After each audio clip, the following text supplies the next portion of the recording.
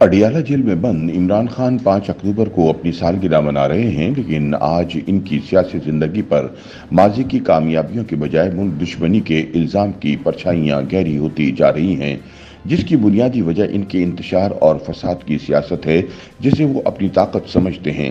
تجزیہ کار سمجھتے ہیں کہ عمران خان اپنے ذاتی مفادات کی خاطر پاکستان کو احتجاج اور پھر دھرنوں سے مسلسل عدم استحکام کا شکار کر رہے ہیں۔ عمران خان کی احتجاجی سیاست کا فوری مقصد جیل سے باہر آنا ہے، جس کے بعد ان کا اگلا ہدف موجودہ حکومت کو گرا کر اقتدار میں آنا ہوگا، لیکن تجزیہ کار سمجھتے ہیں کہ مستقبل قریب میں نہ تو عمران کے جیل سے باہر آنے کا کوئی امکان ہے اور نہ ہی وہ اقتدار حاصل کر پائیں گے۔ ایک وقت تھا جب ماضی کی فوجی اسٹیبلشمنٹ عمران کو تبدیلی اور امید کی علامت سمجھتی تھی، اسی لیے انہیں پروجیکٹ عمران خان کے تحت 2018 میں بدترین دھاندلی کروا کر وزیر اعظم بھی بنوایا گیا تھا، لیکن یہ عسکری تجربہ بری طرح ناکام ہوا اور فوج اسے آج تک بھگت رہی ہے۔ یہ وجہ ہے کہ جیل میں بند عمران خان اپنی جان بچانے اور دوبارہ اقتدار حاصل کرنے کے لیے مسلسل فساد اور انتشار کو ہوا دے رہا ہے۔ کوئی دن نہیں جاتا جب وہ کسی نہ کسی شہر میں احتجاج یا مظاہرے کی کال نہ دیں۔ سیاسی تجزیہ کاروں کے مطابق عمران خان ایک سوچے سمجھے منصوبے کے تحت احتجاج اور انتشار کی سیاست کر رہے ہیں، کیونکہ وہ جانتے ہیں کہ جب تک ملک میں سیاسی انتشار رہے گا، معیشت بھی مستحکم نہیں ہو پائے گی، اور جب معیشت تباہ ہوگی تو اس کا براہ راست اثر حکومت پر پڑے گا۔ کچھ تجزیہ کار تو یہ سمجھتے ہیں کہ آج عمران کے ہاتھوں ملک کے ساتھ جو بھی غلط ہو رہا ہے، اس کی بنیادی ذمہ داری فوجی اسٹیبلشمنٹ پر آتی ہے جس نے اسے بنایا اور پھر اقتدار دلوایا۔ یاد رہے کہ تحریک انصاف کی مقبولیت 2010 کی دہائی میں تب بڑھائی گئی جب ISI کے سربراہ لیفٹیننٹ جنرل احمد شجاع پاشا نے پروجیکٹ عمران شروع کیا۔ اس کے بعد یہ پروجیکٹ ISI کے اگلے سربراہ لیفٹیننٹ جنرل ظہیر الاسلام کے حوالے کیا گیا۔ اس پروجیکٹ کو کامیاب کروانے اور عمران کو وزیر اعظم بنوانے کا سہرا جنرل قمر جاوید باجوہ اور لیفٹیننٹ جنرل فیض حمید کے سر بندھا۔ 2018 میں عمران کے اقتدار میں آنے کو اسٹیبلشمنٹ نے روایتی سیاسی اشرافیہ کے خلاف ایک بڑی فتح کے طور پر اجاگر کیا۔ تاہم عمران خان کی بطور حکمران نااہلی جلد عیاں ہو گئی اور موصوف ہائبرڈ نظام حکومت کے باوجود اسی فوجی اسٹیبلشمنٹ کے لیے ایک بوجھ بن گئے جو انہیں اقتدار میں لائی تھی۔ پھر وہ وقت بھی آیا جب کپتان نے جنگلی سانڈ کی طرح اپنے سیاسی مخالفین کو باجوہ اور فیض کی مدد سے روندنے کے بعد باجوہ اور اس کی اسٹیبلشمنٹ کا رخ کیا۔ تاہم یہ ایک سنگین غلطی ثابت ہوئی اور وزیر اعظم عمران خان تحریک عدم اعتماد کے نتیجے میں اقتدار سے فارغ ہو گئے۔ 2022 میں اقتدار سے ہٹائے جانے کے بعد عمران خان کا رویہ اور حکمت عملی ملک کو سیاسی اور معاشی عدم استحکام کی طرف لے جا رہی ہے۔ اپریل 2022 میں عدم اعتماد کے ووٹ کے ذریعے ہٹائے جانے کے بعد سے عمران خان نے مسلسل تصادم کی سیاست اپنائی ہے۔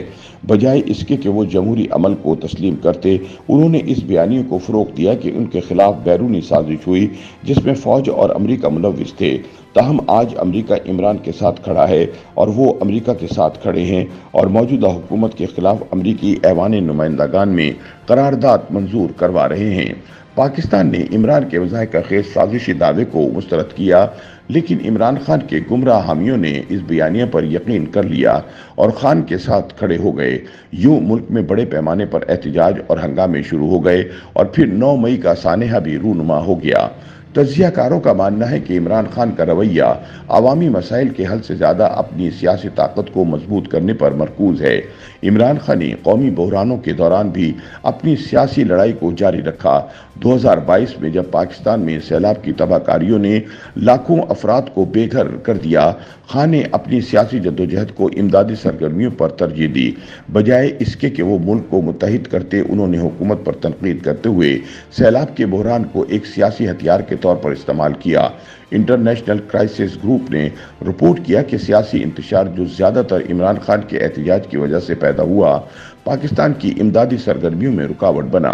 اسی طرح معاشی بحران کے دوران بھی عمران خان کی توجہ مسلسل احتجاج پر رہی۔ انہوں نے مسلسل عالمی مالیاتی ادارے پر دباؤ ڈالا کہ پاکستان کو دیے جانے والے قرض کو ان کی رہائی سے مشروط کیا جائے۔ معاشی ماہرین کے مطابق عمران خان کے پیدا کردہ مسلسل سیاسی عدم استحکام نے حکومت کے لیے ضروری اصلاحات کا نفاذ مشکل بنا دیا ہے۔ خان کی سیاست نے غیر یقینی صورتحال کو بڑھا دیا ہے، جس سے سرمایہ کار دور ہو رہے ہیں اور معیشت کی بحالی کا عمل مزید مشکل ہو گیا ہے۔ لیکن سب سے زیادہ تشویشناک بات عمران کا عدلیہ اور فوج جیسے اداروں کے ساتھ کھلا ٹکراؤ ہے۔ Army chief general Asim Munir اور چیف جسٹس قاضی فائز عیسیٰ پر بے بنیاد الزامات نے ان دونوں اداروں سے زیادہ عمران کی اپنی ساکھ کو نقصان پہنچایا، کیونکہ وہ آج ایک الزام لگاتے ہیں اور دوسرے دن اس کے الٹ بات کرتے ہیں۔ سیاسی مبصرین کے مطابق عمران خان کے الزامات اور انتشاری سیاست نے سول اور فوجی قیادت کے درمیان پہلے سے نازک توازن کو مزید نقصان پہنچایا ہے۔ ان کا کہنا ہے کہ خان کی مسلسل محاذرائی سے اہم ریاستی ادارے کمزور ہو رہے ہیں اور اس کے طویل المدتی نتائج سنگین ہو سکتے ہیں۔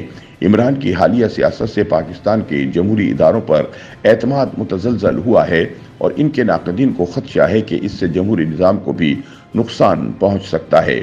ایسے میں عمران کی سالگرہ کے موقع پر یہ سوال پیدا ہوتا ہے کہ ان کی میراث کیا ہوگی؟ کیا وہ ایک ایسا رہنما بن کر ابھریں گے جس نے تبدیلی لائی، یا ایک ایسا سیاستدان جو ذاتی مفادات کی خاطر ملک میں تقسیم کا باعث بنا؟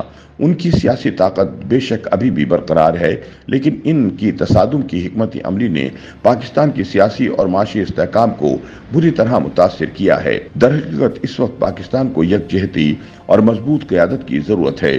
عمران خان کی مخالفت کرنے والی قوتوں کا ماننا ہے کہ ان کی انتشاری سیاست ملک میں تقسیم کو مزید بڑھا رہی ہے۔